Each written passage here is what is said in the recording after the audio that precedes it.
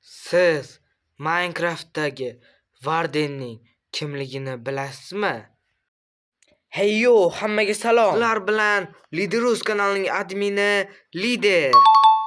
Bugungi videoda ko'zi ko'r buqi Vardenni tarixini bilib olamiz. Video boshlanishidan oldin yeb ichishga narsalar olib kelinglar. Men videoni boshladim. Men Varden haqidagi ma'lumotlarni boshlayman.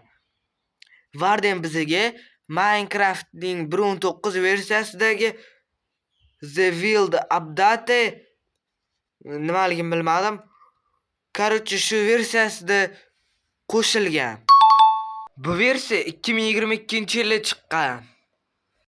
Minecraftning razraботчиклari, ya'ni Mojang Studios'ning aytishi bo'yicha, ular Vardenni o'yinchilarga, ya'ni bizga adrenalin berish uchun Minecraftga qo'shishgan.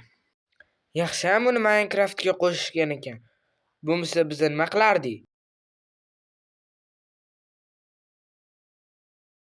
Vardenning ko'pchilik bilmaydigan siri Varden ko'r, chunki uning ko'zlari yo'q. Lekin uning qulog'i mana bu filnikidan ham zo'rroq eshitadi. Yo'q, bu gapimga ishonmanglar. Varden haqida yana bir ma'lumot. Uning kuchi juda ham ko'p. U hatto Conor McGregordan ham kuchli. Minecraftda albatta, haqiqiy hayotda emas.